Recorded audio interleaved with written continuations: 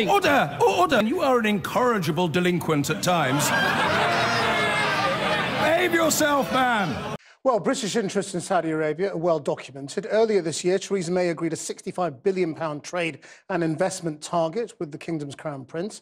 And political links are strong too. Our fact-check team has been going through the register of members' interests and found that Saudi Arabia is spending hundreds of thousands of pounds paying for British MPs to visit.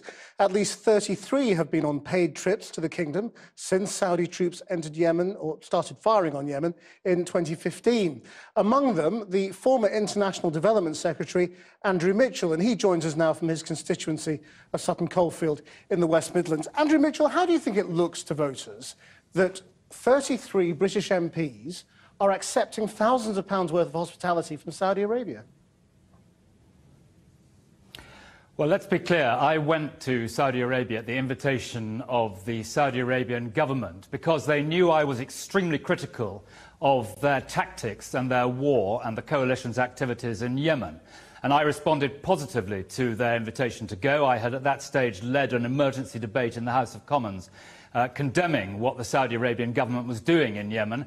And so when they invited me to go there, I accepted their invitation. But I have to say I didn't go on a fact-finding visit. I went to tell them what I thought was the truth about their activities in Yemen, which was that they were on a hiding to nothing. And what they were doing in pulverising Yemen back to the Stone Age and delivering a punishment beating for Yemen was wholly wrong. So you may rest assured that it was not an easy visit, and it was one where I went at their invitation to see the people who are running the war politically and militarily, to give them the view of the British House of Commons. Yeah, and you've been a regular critic, but why did you let them pay for it? I mean, why can't you just claim it as an expense the normal way?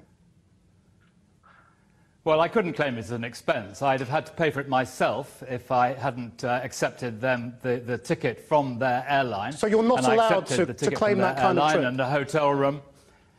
No, I could not have claimed it. I'd have either had to pay for it myself, and it seemed to me that it was a good opportunity at their expense for me to go to Saudi Arabia and tell the government of Saudi Arabia what the House of Commons thought. And the House of Commons, which I think largely finds itself at variance to what the British government is saying, believes that what Saudi Arabia is doing in Yemen is wrong, and even worse, that they are on a hiding to nothing. It is a bonkers strategy, and they will come out of it humiliated.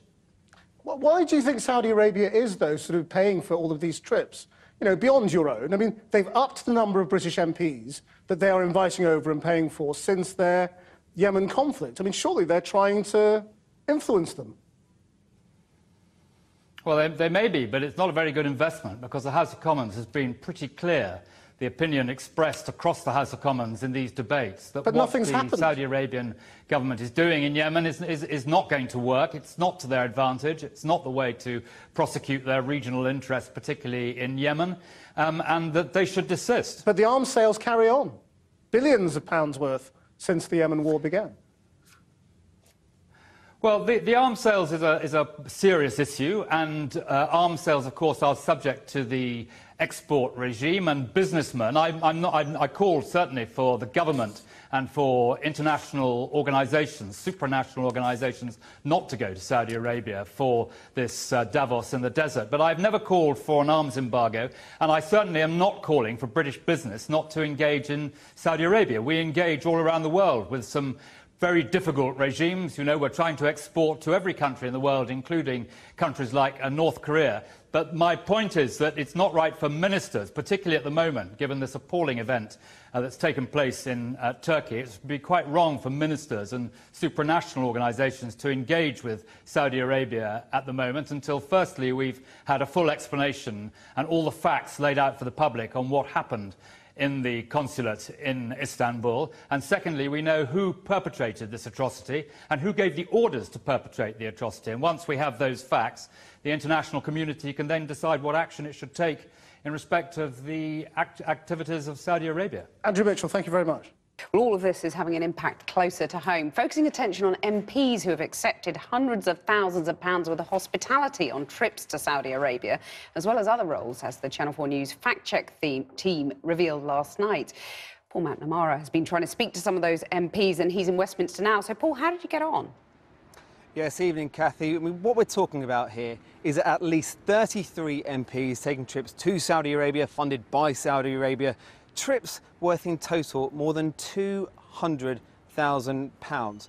Now, one of those MPs is the now Conservative Vice Chairman, Raymond Chisti. But in addition to the trips, he was also paid £46,000 over 2 years in his role as an advisor to a think tank based in Riyadh. Now, we were having some difficulty getting in touch with him, so we tracked him down to his constituency down in Kent today.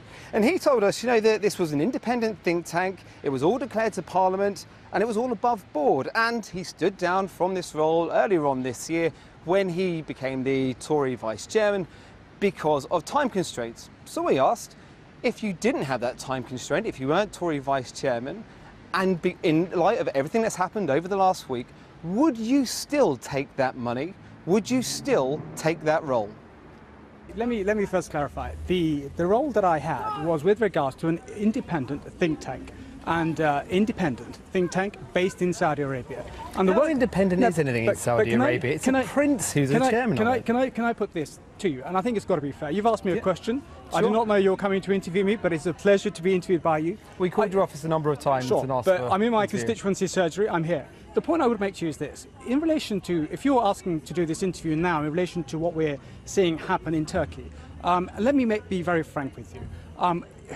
The reports that I see, you know, what happened in Turkey to a journalist who was from Saudi Arabia who was on Turkey, if the reports are proven to be what we hear in the paper, it is completely and utterly unacceptable. And I would say the international community, you know, our country, including, has to take every possible action that's possible to ensure that those who are responsible, whoever they are, you know, linked to government, not linked to government, are brought to account at every level. But I stepped down from the position in January when I took up the position as the vice chairman of my party, and therefore I love doing what I'm doing. So therefore I do not have time, in answering your point, I do not have time to take up any other responsibility. Yeah, but the question was, had you the time right now, would you tell it? It's a yes or no question, isn't it? I'm doing what I'm doing as the vice chairman of the party. I don't have any other responsibility, and I don't have time for any other responsibility other than to be the vice chairman of the Conservative Party. And do you know what? I've answered the questions that you've raised. You've come to my constituency. I did not know you were coming. He doesn't think you've answered it. He may not think that I've answered it, but to the best of my ability, I've answered the question. Do you think it's appropriate that the MPs are still taking trips to Saudi Arabia paid for by the Saudi Arabian government? Let me answer that point as well. Would you, if you were offered a trip at the moment and you had the time? You know, with regards to the relationship that we have, parliamentarians to parliamentarians, there's discussions, there's debates which are in the mutual interest. The first duty of the state, whether it's in the United Kingdom or Saudi Arabia or the United States, is to protect your citizens. And therefore, on security-to-security cooperation that we have with the with the government of Saudi Arabia, that's the United Kingdom government, you know, not members of Parliament, because that's dealt with by the government to government. But would you consider a stop selling arms to Saudi Arabia? Well, look, I don't sit on the committee which deals with arm trades. What I'm saying... These are all yes or no questions. No. Life is not just about yes or no. You may want it to be yes or no. At the moment, I'm not in a position to say yes or yes or no. He wants you to answer yes or no. You've had these questions. You haven't answered any questions. You've just abdicated. United Security Council. We know about that. He's asking you personal questions. How do you feel about it? Are you my constituent? Yes, I am. Baby. I remember you stupid waiver. Sorry. That's enough to say. Sorry. Do you want me to answer your question? So, sorry, I would have been happy to answer the question, but the constituent has I think he wants a yes or no answer. You can watch Channel 4 News tonight and see it if you give it now. He may want a yes or no answer, but when you're dealing with complex investigations, we don't even know the full details yet, you can't seem to do a yes or no answer. What Mr Chisti did say is that he would like to see now if there is clear evidence that it's a Saudi regime behind the disappearance of Jamal Khashoggi, that the UK should bring this up with the UN Security Council, and it should be on the UN Security Council to impose any sanction. But as we've seen countless times over the last few years in relation to Syria, in relation to Russia, trying to get anything passed at the UN in relation to sanctions is very difficult because of the veto system. Back to you. Paul McNamara, thanks very much indeed.